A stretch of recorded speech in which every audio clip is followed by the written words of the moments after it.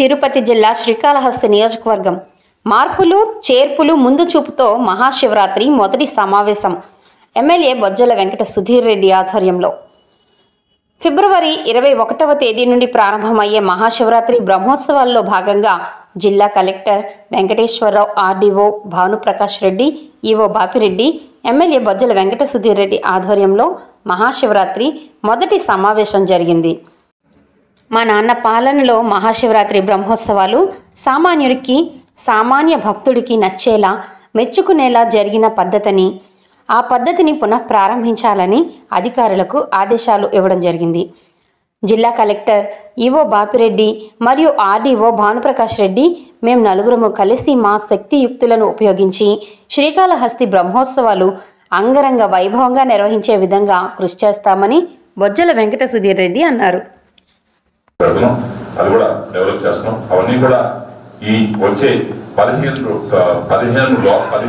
లోపల ఇవన్నీ కూడా టోటల్ ఫినిష్ చేస్తాం.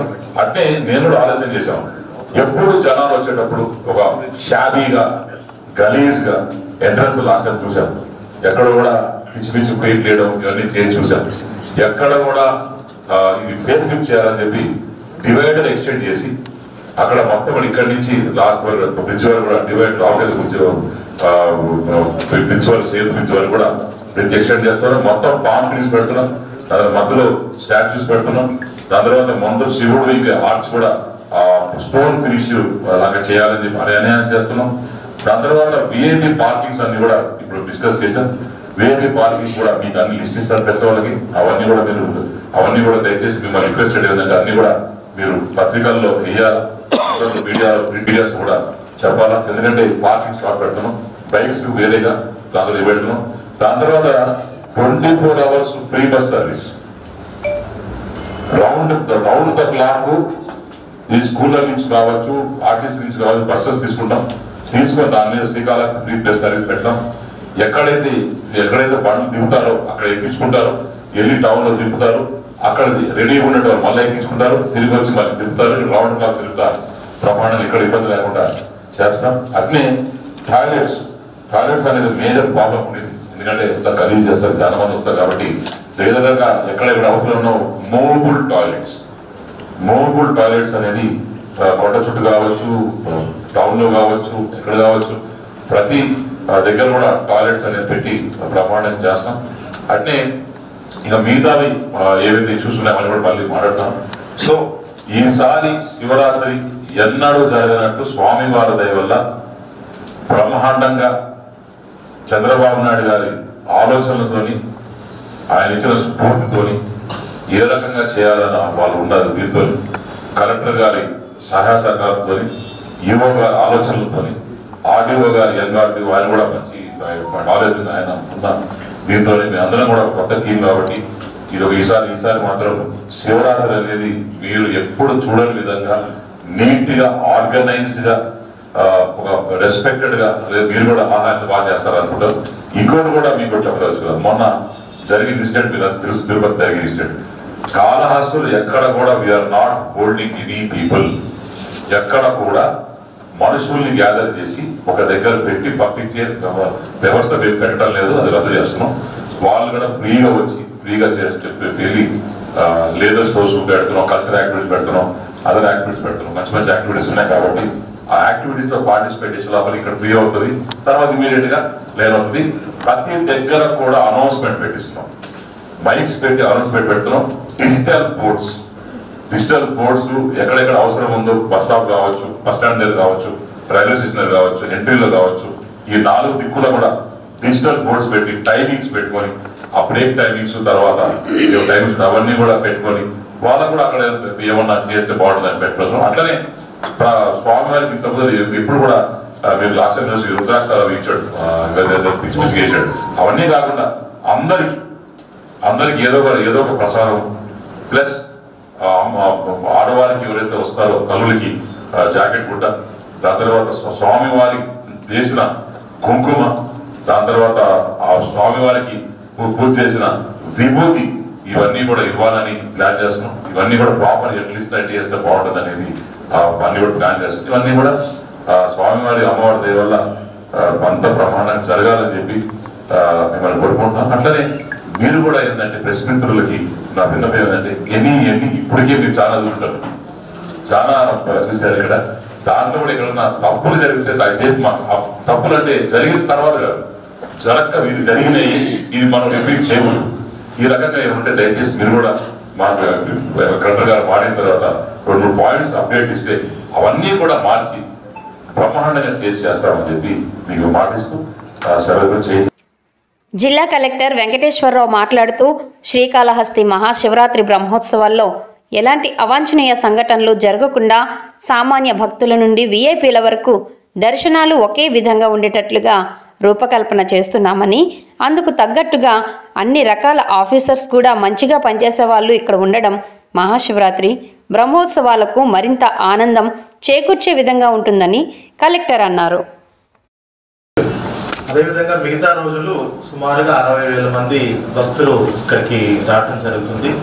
చూసుకున్నట్టయితే గడిచిన సంవత్సరాల మీద చూసుకుంటే ఈ 14 రోజుల్లో ఎంత కాదనుకున్నా 10 లక్షల మంది వచ్చే విధంగా మేము ప్లాన్స్ అన్ని చేసుకున్నాము. దాని తగ్గట్టు ఏర్పాట్లు ఇప్పుడు ఈరోజు మొదటి సమీక్షా సమావేశం with all the line departments, with temple EO, ఆలయ పురోహితులు, గౌరవ శ్రీకాళహస్తి శాసనసభ్యులు వీళ్ళందరి సమక్షంలో ఈరోజు రివ్యూ చేసుకోవడం జరిగింది. చాలా డీటెయిల్గా ఇప్పుడు మనకి ఆనరబుల్ ఎమ్మెల్యే గారు వివరించారు మీ అందరికీ. సో ఏంటంటే ఈసారి అంటే అడిషనల్గా మనకి క్రౌడ్ మేనేజ్మెంట్ కోసం CCTVsని సఫిషియంట్ నెంబర్స్లో పెడుతున్నాము. డ్రోన్స్ అనేవి కూడా డిప్లాయ్ చేస్తూ దాని తగ్గట్టు ఎక్కడ హోల్డింగ్ ఏరియాస్ లేకుండా డైరెక్ట్గా భక్తులందరూ క్యూలోకి వెళ్ళే విధంగా కంటిన్యూస్ ఫ్లో ఉండే విధంగా ఏర్పాట్లు చేసుకుంటున్నాము. దానికోసం అన్నట్టు ఈసారి ఓవరాల్ పోలీస్ సిబ్బంది కూడా నార్మల్ డేస్లో 750 మంది ఉంటారు. ఎక్కువ ఏ రోజైతే ఎక్కువ మంది భక్తులు వస్తున్నారో ఈ 5 రోజులకు గాను అడిషనల్గా 450 పోలీస్ పర్సనల్ని డిప్లాయ్ చేయబోతున్నాం.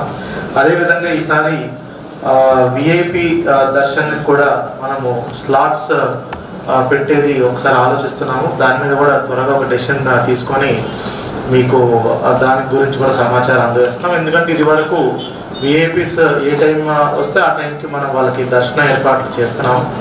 దాని బదులు మనకి ఒక పర్టికులర్ స్లాట్స్ మార్నింగ్ కానీ ఈవినింగ్ కానీ పెట్టుకుంటే సామాన్య భక్తులకి ఎటువంటి ఇబ్బంది కలగకుండా ఉంటుందనే ఒక ఉద్దేశంతో దాన్ని ఈసారి ఆలోచిస్తున్నాము. అది త్వరలో మీకు తెలియజేస్తాం.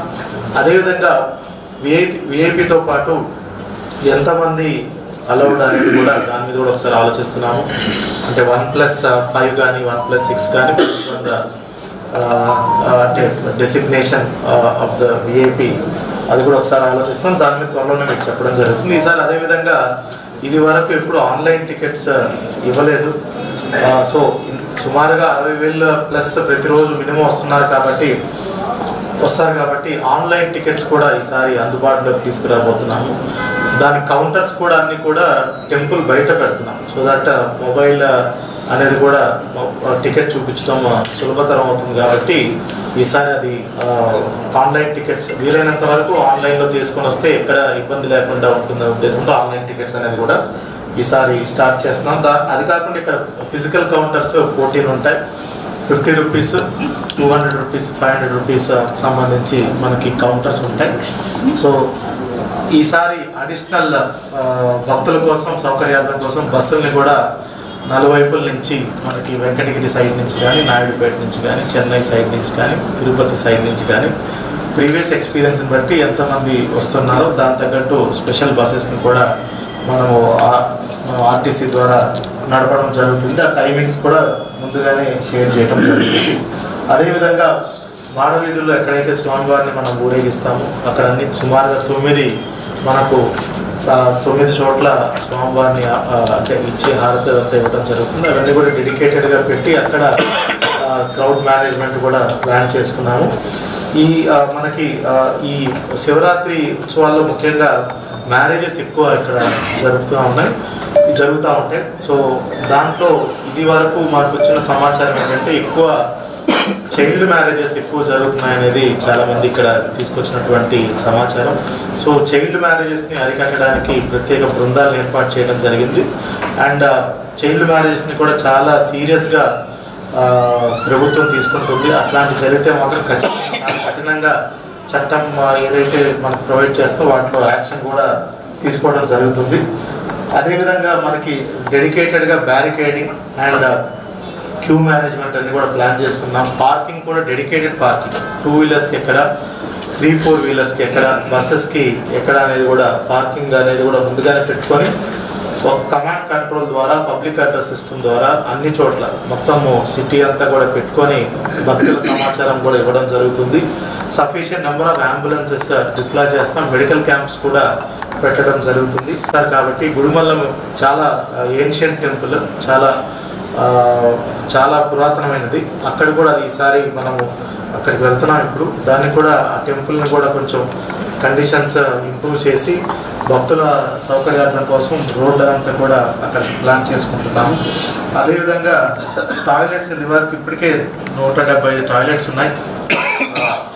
అడిషనల్గా ఇంకో 200 మొబైల్ టాయిలెట్స్ కూడా ఏర్పాటు చేయడం జరుగుతుంది. రౌండ్ ద క్లాక్ శానిటేషన్ సిబ్బందిని అదర్ మున్సిపాలిటీస్ని కూడా అదర్ పంచాయత్స్ని కూడా తీసుకొచ్చి డిప్లాయ్ చేయడం జరుగుతుంది. డ్రింకింగ్ వాటర్ అండ్ అదర్ మజ్జిగ కానీ ఇలా ఇవన్నీ కూడా భక్తులకి మనకి టెంపుల్ ద్వారా ప్రొవైడ్ చేయడం జరుగుతుంది. అదేవిధంగా ఈసారి మనకి ఈ ఏరియాలో కలంకారీ, అదేవిధంగా బాదమ్మాల టాయ్స్ ఇవన్నీ కూడా ఇక్కడ ఉన్న నేటివ్ ఆర్ట్ అండ్ ట్రెడిషన్ కాబట్టి వాటిని కూడా ప్రమోట్ చేసే విధంగా, ఎందుకంటే సుమారుగా 10 లక్షల మంది వచ్చినప్పుడు వీటిని కూడా మన నేటివిటీ కాబట్టి వీటిని కూడా ప్రమోట్ చేయాలని ఈసారి ఆలోచిస్తున్నాం. చూసుకున్నట్టయితే ఓవరాల్గా మెయిన్ సాధారణ భక్తుడికి అన్ని రకాల ఏర్పాట్లు చేసుకుంటూ తనకి ఒక మంచి దర్శనానుభూతి కలిగించే విధంగా ఏర్పాట్లు చేసే విధంగా మొత్తం అంతా జిల్లా యంత్రాంగం కూడా ప్లాన్ చేసుకుంటుంది. ఎక్కడ కూడా ఎటువంటి అవాంఛనీయ సంఘటనలు జరగకుండా, ఎటువంటి ఇబ్బందులు రాకుండా సుమారుగా 4 రోజులకు ముందుగానే ప్లాన్ని మనం స్టార్ట్ చేసాము. అదేవిధంగా కొన్ని రోడ్స్ ఎక్స్పాన్షన్ కూడా ప్లాన్ చేస్తున్నాం ఫర్ క్రౌడ్, అంటే యాక్సెస్, పార్కింగ్, అదేవిధంగా వెహికల్ మూవ్మెంట్కి. సో దాంట్లో కూడా ఎక్స్పాన్షన్ ఇక్కడ ప్లాన్ చేస్తున్నాం. So we're fully prepared. వచ్చే 10 రోజుల తర్వాత 10-15 రోజుల్లో కూడా ఆనరబుల్ రెవెన్యూ మినిస్టర్ గారు అండ్ మన జిల్లా ఇన్ఛార్జ్ మంత్రివర్యులు గారు, అదేవిధంగా ఎన్విరాన్మెంట్ మినిస్టర్ గారు కూడా కలిపి దీని మీద సమీక్ష నిర్వహించడం జరుగుతుంది. ఆ లోపు అన్ని ఏర్పాట్లు కూడా పూర్తి చేసుకొని ఈసారి మన మహాశివరాత్రి బ్రహ్మోత్సవాలు చాలా పకడ్బందీగా భక్తులకు మంచి ఆహ్లాదకరమైనటువంటి మంచి ఎక్స్పీరియన్స్, స్పిరిచువల్ ఫీలింగ్ కలిగించే విధంగా చేస్తామని మీ ద్వారా అందరికీ తెలియజేస్తాం. Thank you. రాహుకేతు పూజ దేవాలయం ఈవో బాపిరెడ్డి మాట్లాడుతూ మునుపెన్నడూ లేని విధంగా ట్రాఫిక్ ఆంక్షలు, దర్శనాలు ప్రతి విషయంలో కూడా అందరికీ దైవభక్తి, శివుని దర్శనం మంచిగా అందేటట్లుగా ఆలయ అధికారులందరూ కట్టుదిట్టమైన పద్ధతుల్లో పనిచేస్తున్నారని ఈవో బాపిరెడ్డి అన్నారు. ఆర్డీఓ భానుప్రకాష్ రెడ్డి, ఉన్నతాధికారులు మరియు ఆర్టీసీ పోలీస్ డిపార్ట్మెంట్ మహాశివరాత్రి బ్రహ్మోత్సవాల్లో అనుసరించవలసిన విధి విధానాలను రూపకల్పన చేసి దేవస్థానం ఎగ్జిక్యూటివ్ ఆఫీసర్ అయిన బాపిరెడ్డి ముందు ఉంచడం జరిగిందని అన్నారు. మహాశివరాత్రి బ్రహ్మోత్సవాల్లో అందరూ కలిసి సమన్వయంతో పనిచేసి మంచి పేరు తెచ్చుకోవాలని బాపిరెడ్డి అధికారులకు మరియు మీడియా మిత్రులకు అభినందనలు తెలియజేయడం జరిగింది. టాయిలెట్లు ఏర్పాటు చేసుకోవడం, బందోబస్తు కూడా పార్కింగ్ ఏరియాస్లో సఫిషియెంట్గా పెట్టుకోవడం, ఆర్టీసీ బస్ స్టాండ్లో కూడా టెంపరీ టాయిలెట్స్ కావచ్చు, లైటింగ్ కావచ్చు, అన్ని రకాల ఏర్పాట్లు. అదేవిధంగా మున్సిపల్ సైడ్ నుంచి కూడా టౌన్లో ఎక్కడెక్కడ సైన్ బోర్డులు ఏర్పాటు చేయాలి, ఎక్కడ పబ్లిక్ వచ్చిన వాళ్ళకి ఎక్కడికి పోతే ఏ గేట్లోకి వెళ్ళాలి, దర్శనాలు ఎక్కడ జరుగుతాయనేది టెంపుల్ సైడ్ నుంచి మున్సిపాలిటీలో కూడా అన్ని ప్రదేశాల్లో కూడా ఈ సైన్ బోర్డులు ఇవన్నీ కూడా జాగ్రత్తగా ఏర్పాటు చేసే విధంగా డిపార్ట్మెంట్ వైజ్గా ఈరోజు యాక్షన్ ప్లాన్ మీద పూర్తి స్థాయిలో చర్చించడం జరిగింది. ఫిబ్రవరి మోస్ట్లీ 1 ఆ 1వ తారీఖున మళ్ళీ దీని మీద సెకండ్ మీటింగ్ కూడా పెట్టాలని నిర్ణయించుకోవడం జరిగింది.